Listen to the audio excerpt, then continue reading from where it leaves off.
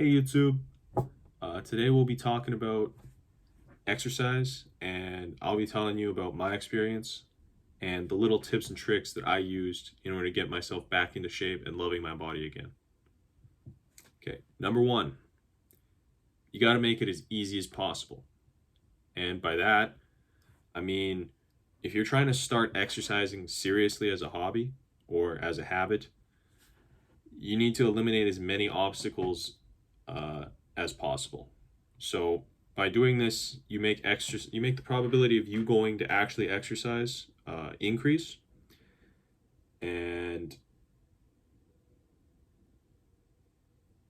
I don't know where I'm going with this, man. But what I did were some really simple things. So the first thing I did was to make a workout plan.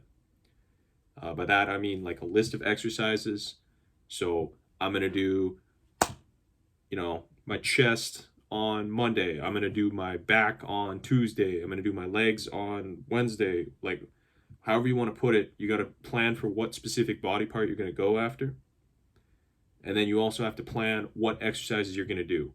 Maybe you're only going there to do cardio, but you got to say, like, I'm going to do this amount of time for cardio. So when I did that, I knew what I'd be doing for my training session. So I'd go in clear headed and I wouldn't be thinking, okay, what am I going to do? Can I do this? Can I do this? Do I still know how to do this? Like, all of that stuff. Because I'd already thought it up ahead of time. Next, I was getting my gym stuff ready, either the night before or the morning of, and having it accessible. So I would prepare my clothes, my shoes, my equipment, my shaker bottle with my pre-workout and my protein, like pre-packaged, and my headphones. And then I put them all in my bag, and I'd either take the bag with me in my car when I went to work or school or whatever, or I would have the bag at the front door ready to go. So this meant that I didn't have to waste time trying to find stuff before I wanted to go to the gym. And my brain wouldn't give me the excuse of, oh, it's too hard because nothing's around and I can't find this, so that means I can't go today. It would be easy because whenever I wanted to do it, like go do my workout or my exercise, I'd have my stuff all there.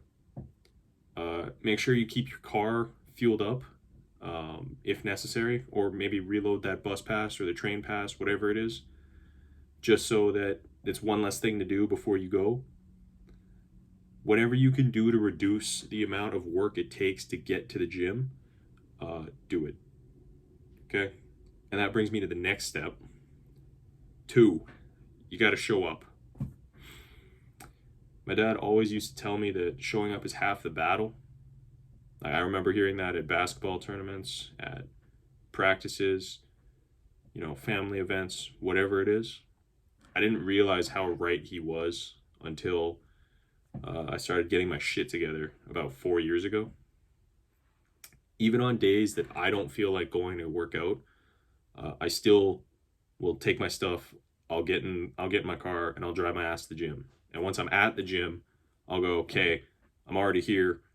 I might as well go work out.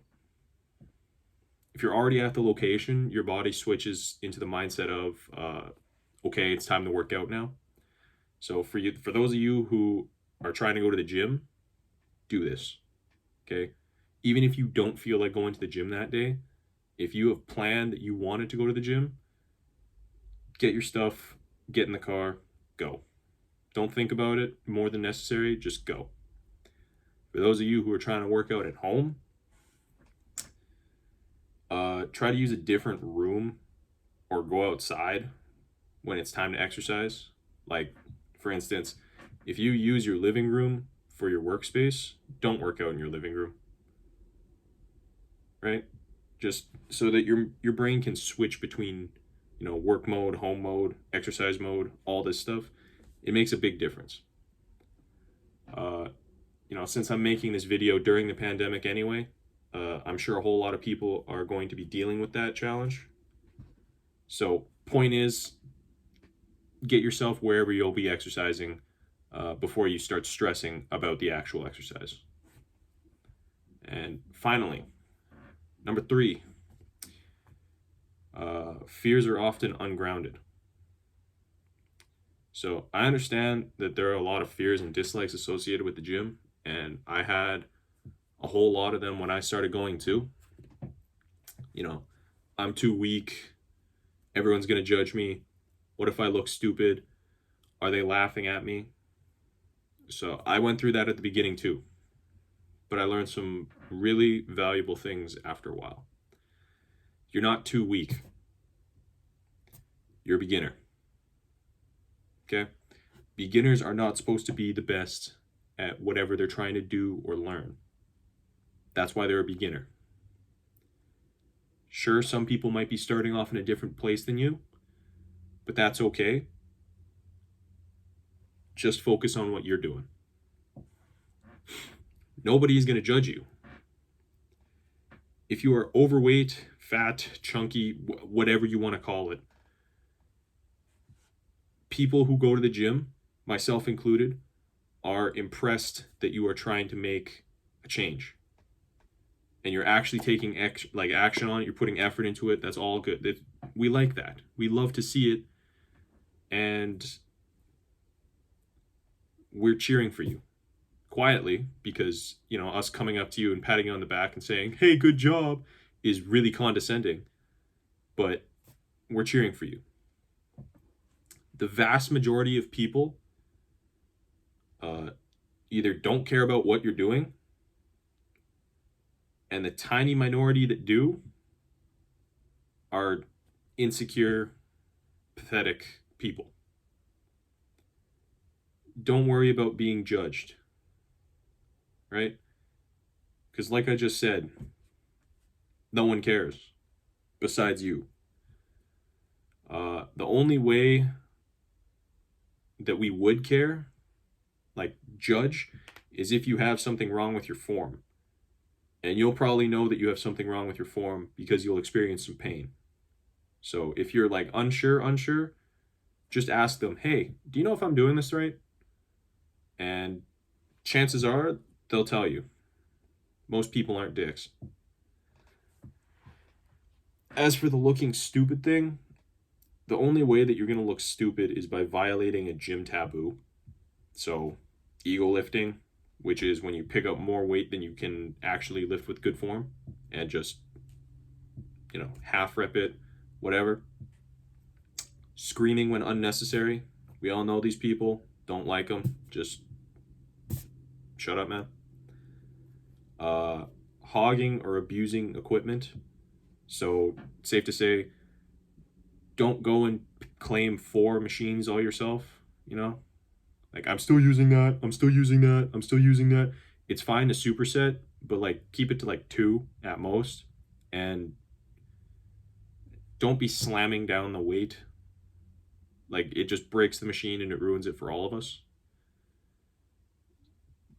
If you're being creepy or aggressive towards other gym patrons, staring at them unconditionally, going after girls or guys, when they clearly don't want to be bothered, it's normal stuff.